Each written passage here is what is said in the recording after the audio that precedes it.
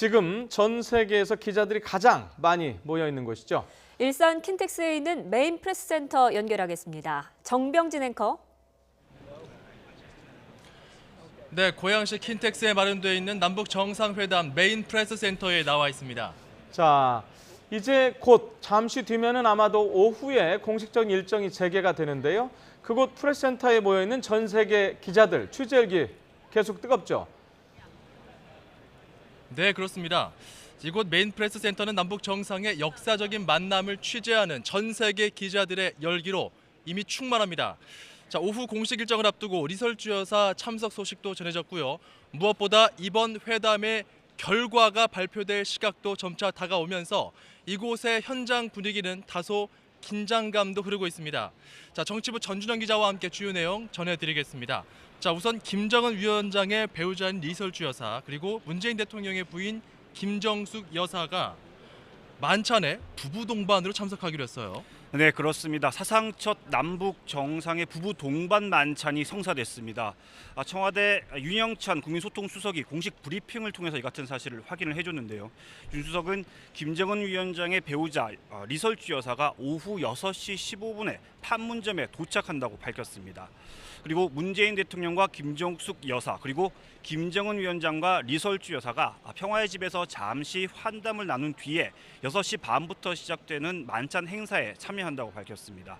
앞서 과거 2000년과 2007년 1, 2차 정상회담에서는 남북 정상만 회동을 했지 이 배우자는 만나지를 못했었는데요. 이번에 부부 동반 만찬이 처음으로 성사되면서 김정숙 여사 그리고 리설주 여사의 퍼스트 레이디 외교가 과연 어떤 빛을 발할지 큰 관심사로 떠오르게 됐습니다. 네, 그리고 조금 전 만찬 참석자들 명단도 공개됐습니다. 남북 당국자들에게는 조금 친숙한 얼굴들이었는데요. 소개도 해주시죠. 네, 만찬 참석자들도 김의겸 청와대 대변인 공식 발표했습니다. 먼저 북측에서는 김정은 위원장 부부를 포함해서 김영남 최고인민회의 상임위원장 그리고 김영철 당 중앙위 부위원장 그리고 김정은 위원장의 여동생인 김여정 제1부부장 등 공식 수행단원들이 다 포함이 됐고요. 다만 오전 환영식에 참석했던 공식 수행원 가운데 3명은 만찬에 참석하지 않습니다. 리명수 총참모장 그리고 박영식 인민무력상 그리고 리용호 외무상 등 북측 공식 수행원 3명은 이미 북측으로 돌아가서 만찬에는 참석하지 않기로 했습니다. 대신 이 북측에서는 공연을 위해서 가수와 연주자 11명이 추가로 내려와서 만찬에 참석을 한다고 하고요. 그리고 현송월 삼재낙단 단장도 이번 만찬 참석자에 포함이 됐습니다. 그래서 북측에서는 모두 26명이 만찬에 참석을 합니다. 반면 우리 측에서는 34명이 만찬에 참석을 하는데요. 정치권에서 민주당 추미애 대표와 우원식 원내대표, 민주평화당 박지원 의원 등이 포함이 됐고요. 그리고 도종환, 김현미 장관 그리고 가수 조용필 씨와 윤도현 씨 등도 만찬에 참석할 예정입니다. 네, 아무래도 구면이다 보니까 조금 더 자연스러운 분위기가 연출될 것 같은데요. 이제 곧 오후 일정이 시작될 겁니다. 남북 정상이 함께 나무를 심는 공동 식수 행사부터 진행이 되죠? 네, 그렇습니다. 남북 정상의 공동 나무 심기 행사는 오후 4시 반부터 시작이 됩니다. 장소는 고 정주영 회장이 예전에 소떼를 모고 방북했던 이른바 군사분계선 인근의 소떼길이 되고요. 소떼길이요. 네네. 그리고 이번 식수 행사에 많은 의미를 담았습니다. 먼저 정전협정이 체결됐던 1953년생 소나무를 심게 되고 이 나무를 심을 때는 한라산과 백두산의 흙을 섞어서 사용을 하게 됩니다. 그리고 김정은 위원장은 한강물 그리고 문재인 대통령은 대동강물을 이 나무에 주게 됩니다.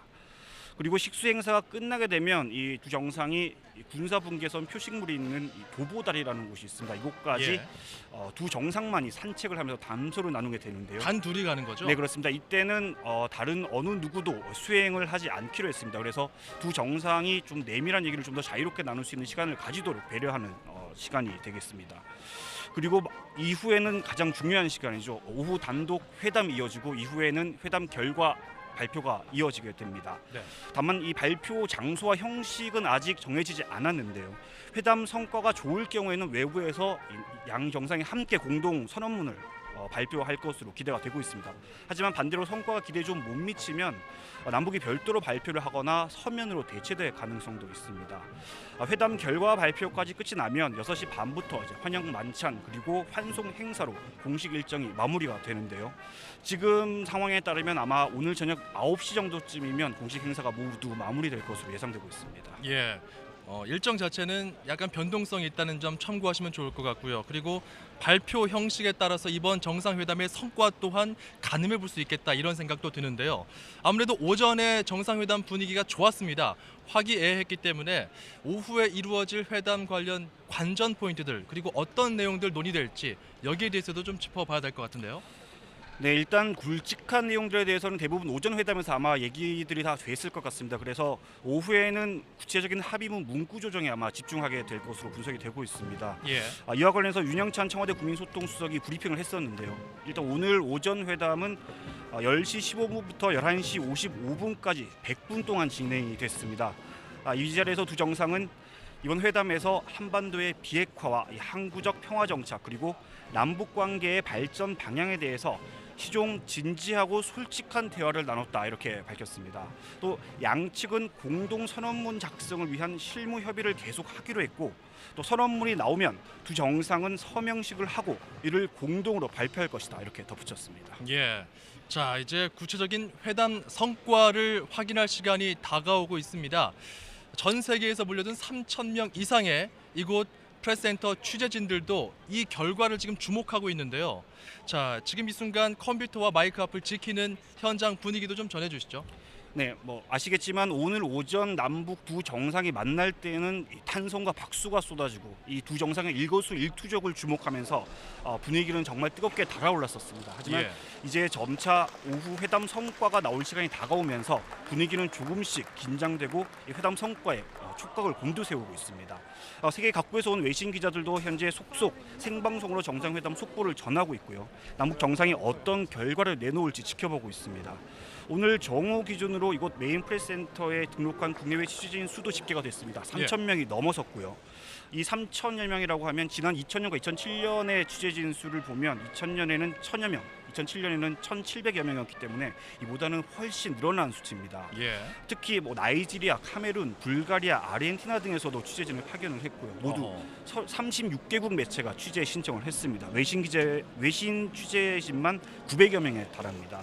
시간이 지날수록 프레스센터 취재 열기도 뜨거워지고 있는 가운데 전 세계의 시선이 두 정상이 내놓을 공동 선언문을 향하고 있습니다. 예. 자, 오전부터 순조롭게 진행된 남북 정상회담은 이제 절정을 향해 다가가고 있습니다.